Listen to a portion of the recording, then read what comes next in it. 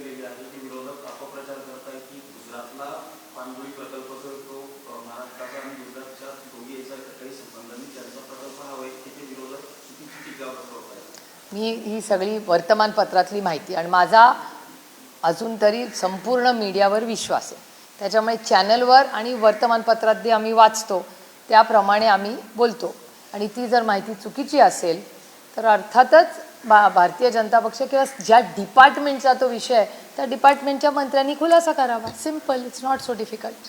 Police महासंचालकपदी रश्मी शुक्ला यांची वर्णी लागणार होती, पण महायुतीमधील काही नेत्यांनी त्याला विरोध केल्यामुळे त्यांची नियुक्ती झाली नाही. कन्सल्टंट यांच्या अतिरिक्त कारभार दिला. कसं बघताय महायुती? तो महायुतीचा अंतर्गत प्रश्न आहे, पण जेव्हा तुम्ही बदल्यांमध्ये एवढी गडबड करतात त्या सरकारमध्ये काम करणाऱ्या निष्ठेने काम करणाऱ्या लोकांचा जो मॉरल असतो तो कमी होतो. त्याच्यामुळे अर्थातच पोलीसमध्ये अतिशय माझा महाराष्ट्राच्या पोलीसवर पूर्ण प्रेम, आदर आणि विश्वासच आहे आणि त्यांच्या बदल्या, त्यांच्या प्रमोशन्समध्ये असं जर राजकारण होत असेल तर हे अतिशय दुर्दैवी आहे.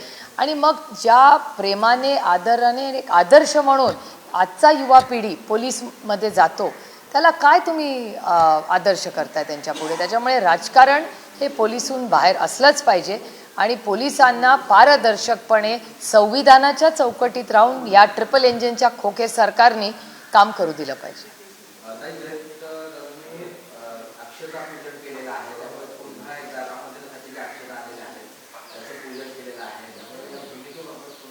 त्याच्यात काय, मी स्वतः रामकृष्ण हरीवाले, मी पंढरपूरला रेग्युलरली जाते, त्याच्यात काय जन्मापासून रामकृष्ण हरी म्हणले मी, त्याच्यात गैर काय? आपण आपल्या घरातली जी संस्कृती असते, अक्षदा लग्नात जाता तेव्हा अक्षदा टाकताच ना, त्याच्यात गैर काय? अक्षदा काय वाईट आहेत का? आणि अक्षदा पिकवणारा कोण आहे? या देशात काळ्या मातीशी इमान राखणारा शेतकरी आहे, त्याच्यात काय गैर काय त्याच्यात? आणि पंढरपूरला जायला काय आमंत्रण लागतं का? पांडुरंगाची इच्छा. आणि तुम्ही जर महाराष्ट्राची संस्कृती मिळाली तर तुमच्यात पण पांडुरंग आहेच ना.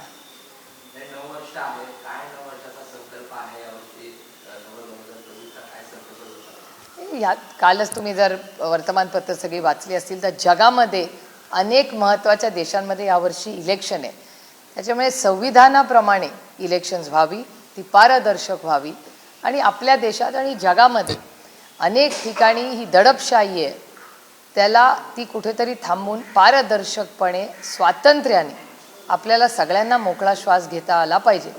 हे आपण सगळ्यांनी ह्या वर्षामध्ये करायचं आहे, कारण का अनेक महत्त्वाची म्हणजे राज्यातली पण इलेक्शन्स आहेत, देशातली आहेत आणि अनेक महत्त्वाच्या या जगातली इलेक्शन्स आहेत ज्याचा एक इम्पॅक्ट सगळ्याच गोष्टींवर असतो, म्हणजे इकॉनॉमीवर असतो, निर्णय प्रक्रियेत असतो, इंटरनॅशनल रिलेशनशिप्स असतात.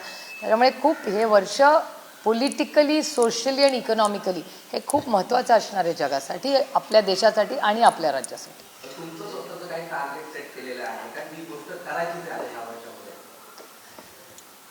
मी त्याला न्यू इयरची वाट बघत नाही. जेव्हा मला काही करायचं असतं तेव्हा मी त्या क्षणी तो निर्णय घेते. मी काय न्यू इयरसाठी थोडी वाट बघत नसते की ते न्यू इयर आल्यावर आपण हे करूया.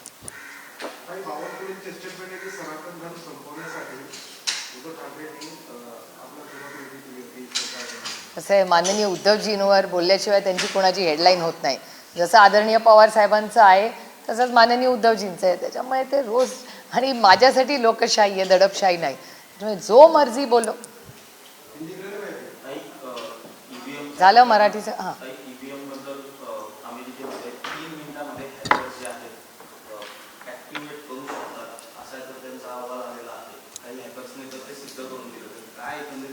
नाही, मला असं वाटतं जर अशा काही चर्चा असतील तंत्रज्ञानाबद्दल त्याचा गांभीर्याने आपण सगळ्यांनीच विचार कर. कोण जिंकलं कोण हरलं असं नाही, पण देश हा कोणीही सत्तेत असू दे तरी तो संविधानानेच आणि पारदर्शकपणे जाईल.